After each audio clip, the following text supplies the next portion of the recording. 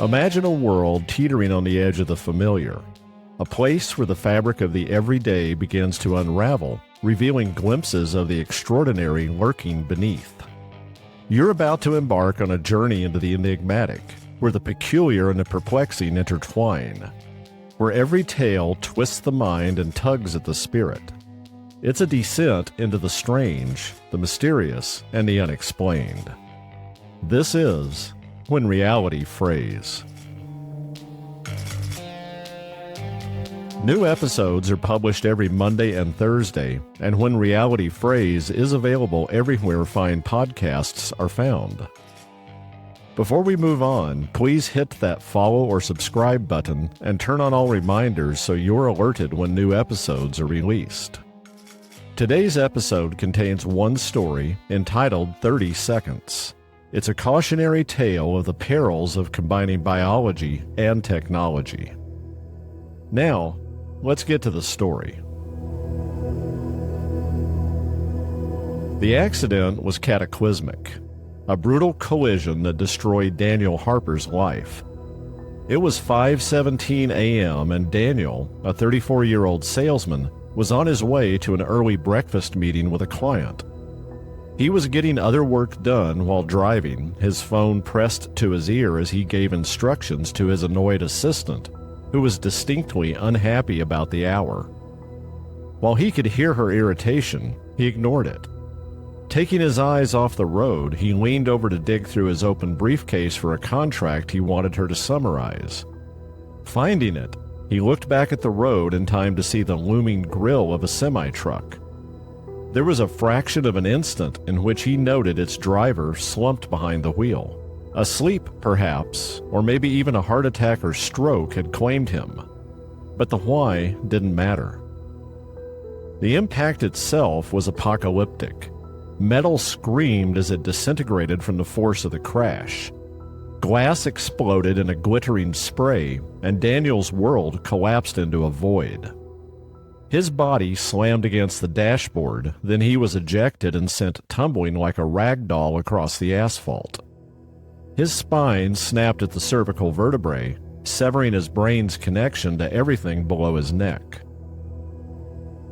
More than a month later, Daniel awoke in a hospital, the hum of ventilators and monitors his new reality. The doctors delivered their verdict with clinical precision: quadriplegia, permanent and total. His arms, legs, and torso were no longer his, having been reduced to dead weight. His once fast-paced life was now reduced to a bed, his mind held prisoner in the husk of an atrophied body that refused to obey. The first few weeks were a crushing cascade of depression and suicidal thoughts, a preview of what he had to look forward to for the remainder of his life. Friends visited at first, their awkward silences louder than their words. But they stopped coming, and his only human contact was the nurses and their suffocating pity. They called him brave in tones that felt like condolences, not admiration. And all he wanted was to die. He just couldn't figure out how he was going to accomplish that without someone's help. Yet. Then came Neurosynth, a biotech firm shrouded in rumors. Their offer arrived like a lifeline tossed into a storm. Dr. Ethan Caldwell, their lead engineer, explained a prototype neural controller, a lattice of nanoscale circuits designed to bypass his shattered spine, linking his brain directly to his isolated body. It was experimental, untested on humans, but there was hope of restoring movement and walking out of the antiseptic prison that was his existence. The next day, his room was filled to capacity with lawyers from both the hospital and Neurosynth. Daniel couldn't sign the mound of documents and releases necessary to move forward, so the attorneys read every word aloud and made sure Daniel's spoken response was captured on video. The surgery was a 19-hour ordeal, his skull cradled in a sterile frame as surgeons, under the watchful eyes of Neurosynth engineers, wove the implant into his neural pathways. threaded microscopic filaments through the delicate architecture of his brain. When he woke, his left foot itched, a faint but exciting spark. Days later, he lifted a badly shaking arm a few inches off the bed. And nearly a month later, he stood on trembling legs with the help of 2 nurses. Soon, he was walking the hospital corridors, each step a stiff middle finger to fate. But the implant did more than restore his body. It began with brief and disorienting flickers, like fragments of a film he hadn't seen playing in his head. He had a vision of a nurse dropping a syringe. Then 30 seconds later, he watched it happen. A doctor spilled coffee, the event happening 30 seconds later. A sparrow crashed into the hospital window, its wings crumpling in his vision, precisely 30 seconds before there was a thud as a sparrow slammed into his window. At first, he thought the implant was misfiring, frying his brain with hallucinations. But it kept occurring, and he realized there was only one explanation. The neural controller had opened a window into the future, a 30-second preview of what was to come, vivid and unerring. He accepted it as a secret gift, already thinking of what he could do with precognitive knowledge. He spent weeks in the hospital's rehab wing, simultaneously honing this ability in silence. He learned to use the visions, to trust and move in sync with them, dodging obstacles and anticipating conversations. And he learned that if he reacted to a vision within the 30-second preview he received, he could change the outcome of an event before it ever occurred. In a moment of vulnerability, seeking a connection as he restarted his life, Daniel confided in a neurosynth engineer during a routine checkup of his implant. The engineer's face remained calm, as if he wasn't surprised, but something in his eyes was off. Daniel instantly regretted revealing his secret, a knot tightening in his gut. The next night, as he slept in his new home that had been paid for by the trucking company's insurance carrier, his door exploded inward. Masked men, their movements precise and brutal, stormed in. A needle pierced his arm, and his world was swallowed by darkness. He woke in a warehouse, its air heavy with the stench of mildew. The walls were stained, the floor littered with cigarette butts, and flickering monitors lined one wall, streaming live feeds of a huge variety of sporting events, all with betting lines constantly updating. The leader, Victor, was a wiry man with a scar bisecting his left eyebrow. His voice was a low growl that carried the weight of authority. He explained the rules. Daniel's visions would make them rich. They sat him before the screens, a metal chair his throne, his wrists bound by zip ties. They bet on anything with outcomes unfolding in 30-second bursts. Roulette spins, boxing matches, even the flicker of currency exchanges. His predictions were flawless, turning their thousands into millions in only days. They moved him to a sprawling estate outside the city and guarded him as if he were the most important person on the planet. He was fed the best foods and offered the finest women, but a gilded cage is still a prison, and Daniel's foresight became his rebellion. He studied the guards' patterns, using his visions to help map their habits. He saw a guard's cigarette lighter slip 30 seconds before it fell, sparking a distraction.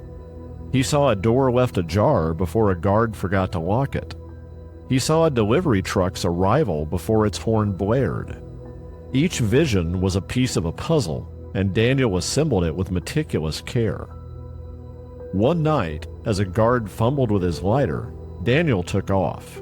He darted through the mansion's maze. His heart pounded as he navigated the futures flashing in his mind. He dodged a guard's patrol, slipped through an unlocked door, and leapt into the back of the delivery truck as it pulled away, its driver oblivious. When the truck reached the city, Daniel vanished into its underbelly, a ghost among the lost. But freedom was a fragile illusion. The CIA had noticed the wild success of Victor's gang.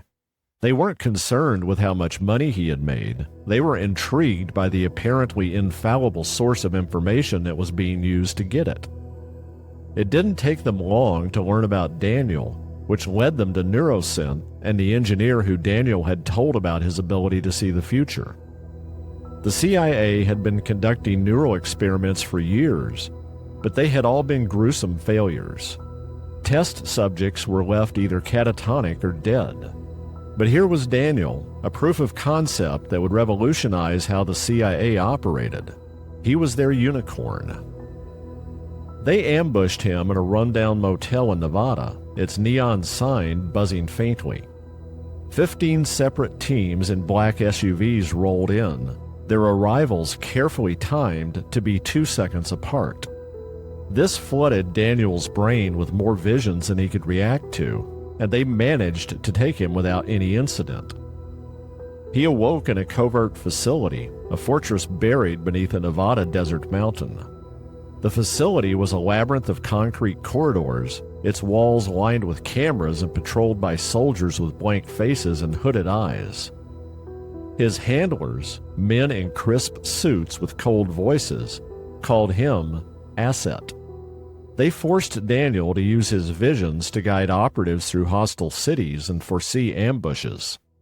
He foresaw a bomb detonate immediately after a diplomat's car turned a corner in Istanbul, warning the protection team who changed the route 5 seconds before they would have made the turn and been killed. He saw a sniper assassinate the Secretary of State, and the CIA was able to relay an urgent warning with less than 2 seconds to spare, saving the secretary. But there were also failures. Visions he couldn't describe adequately for the knowledge to be actionable within a 30-second window. But that was only part of his job. The CIA also used his ability to ensure carefully targeted assassinations went off without any surprises. For Daniel, each death was his fault, the burden of lives lost weighing on his soul. He grew despondent, but his handlers pushed him. To them, he was simply a tool, not a human being, and all they cared about was success. The desire to escape consumed Daniel with a fire that burned brighter each day. He studied the facility's rhythms, mentally mapping guard rotations, camera angles, and security protocols. When a vision showed a power surge 30 seconds before it plunged the facility into darkness, he was prepared. He moved, slipping through corridors and dodging patrols with precognitive precision. His body, lean and strong from months of forced training, carried him through the labyrinth, his mind a map of 30-second futures. He emerged into the desert, continued to evade the guards, and made his way to Vegas, where he begged for change outside a casino. He walked through the doors with $10.23 in his hand, and walked out 2 hours later with nearly $500,000 in cash. It would have been much more, but he was savvy and intentionally lost often enough for the casino staff to chalk it up to, it was just his lucky night. For weeks, Daniel drifted through small towns, avoiding cameras, blending into crowds, and using cash from his Vegas winnings. His visions kept him one step ahead, but the constant strain of foresight was taking a toll. Headaches, insomnia, a fraying edge to his sanity. Every 30 seconds he saw threats, opportunities, and dangers. His mind was never truly at rest. In a dusty diner in a forgotten Utah town, he met Lila. She was a waitress, her auburn hair tied back in a loose ponytail, and her eyes carrying a quiet strength that pierced his defenses. He ordered coffee, and she lingered, her smile a balm to his battered soul. They talked, their conversation stretching into hours as the diner emptied. Lila spoke of a life marked by loss, a brother lost to addiction, a mother to cancer, but also a life of dreams she still chased, like writing a novel or seeing the Pacific Ocean. Daniel, guarded at first, found himself unraveling, sharing fragments of his life before the accident. Her laughter was a warmth he hadn't felt since the crash, her smile a tether to a humanity he had forgotten. For a moment, he was just Daniel Harper, a man, not a fugitive or a weapon. As they stepped outside, a vision struck. CIA agents, their black SUVs converging on the diner. He grabbed Lila's hand, pulling her into an alley, his heart pounding as he navigated the future's warnings. She followed, her trust fragile but real, her eyes wide with fear but unwavering. The CIA vans screeched into view, doors slamming and agents fanned out, just as he had seen.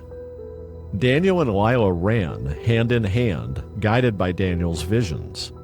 They hid in motels with peeling wallpaper, slept in forests under starless skies, and moved under cover of darkness. Lila's courage was a quiet fire, her questions sharp, but her resolve unbroken. She learned to read his signals, to freeze when he froze, to trust the futures he saw. But the CIA was relentless, flooding the region with assets. They deployed drones and satellites. But the most effective tool was a group of operatives who were trained to anticipate Daniel's reaction to his visions, thereby narrowing his options. Daniel's visions piled up, a chaotic storm of futures. Agents at every turn, roadblocks, snipers, traps. In a rain-soaked forest in New Mexico, his mind buckled under the sheer volume. He saw a sniper's shot, a net trap, a dart, all within 30 seconds, but he couldn't react fast enough. Tranquilizer darts filled the air, one catching Daniel in the neck, another sticking in Lila's thigh.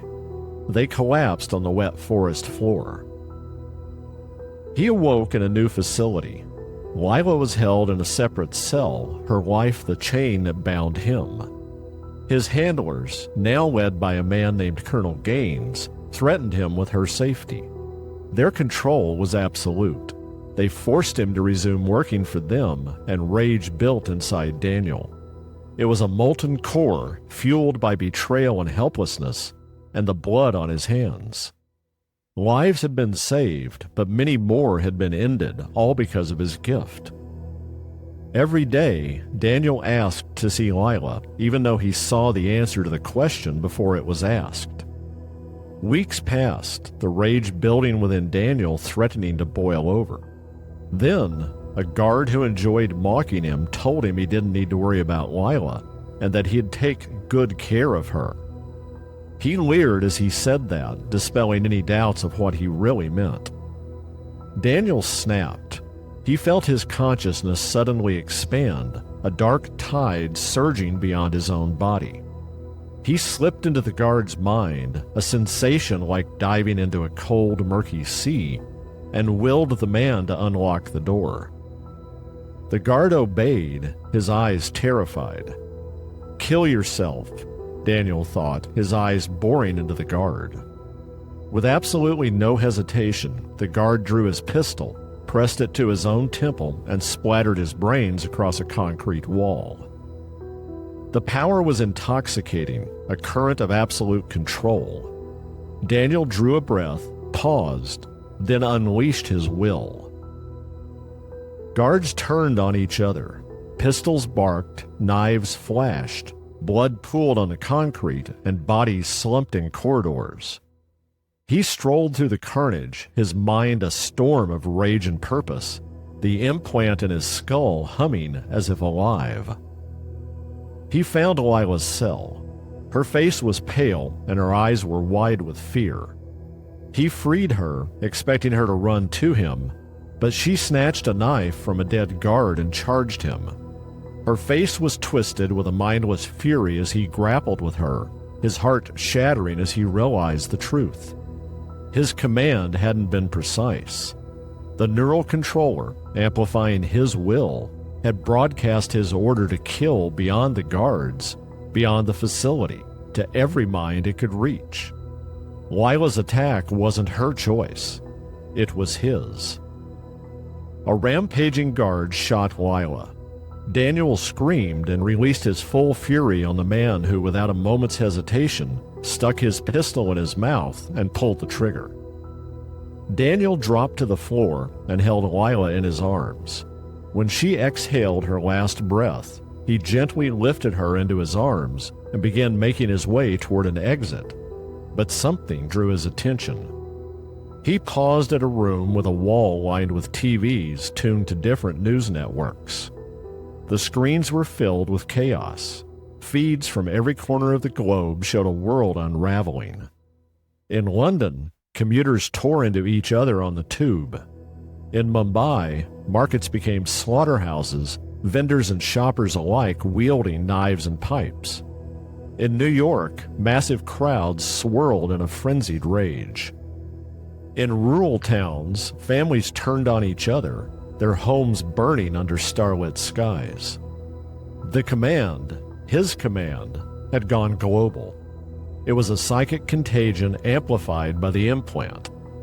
Daniel screamed, his voice raw, willing the world to stop, to reverse the horror. But his thoughts were a shout into the void, swallowed by the chaos he had already unleashed. The human race fell, one by one, until silence blanketed the earth. Daniel stood in the facility, the last man alive. The news feeds died, leaving blank screens which were the final requiem of a world undone. The facility was a tomb, its corridors lined with bodies, its air thick with a coppery tang of blood. He stumbled into the desert, the cold sand shifting beneath his feet, the stars above indifferent to the annihilation below. The weight of billions of deaths crushed him, a burden no mind could bear. The earth was a graveyard, its cities silent, their skyscrapers hollow shells, their streets choked with corpses. His vision showed only darkness now. The future was empty of life. Daniel Harper, the last man, was alone, his story the final warning written in the ashes of humanity. Daniel blinked, clearing the unbelievably horrific vision from his mind. He looked at Lila, struggling frantically against his grip. He saw the guard that would kill her coming toward them and understood what he had to do. He released Lila, holding his arms out and standing tall as she plunged the knife blade into his heart. Daniel Harper, a man granted a glimpse into the future, a mere 30 seconds to rewrite fate. A gift, you might think, to defy destiny. But in the twilight of his choices, he found that foresight is a double-edged sword, cutting deeper than any blade. His final act, a sacrifice to halt a world's unraveling, proves a timeless truth. The power to see tomorrow comes at a cost, sometimes the very soul of humanity itself. That's it for this episode. New episodes of When Reality Frays are released every Monday and Thursday. If you're enjoying the journey into the strange, the mysterious, and the unexplained, be sure to press that follow or subscribe button and turn on all reminders so you're alerted whenever an episode drops. Until next time, thank you for listening to When Reality Frays.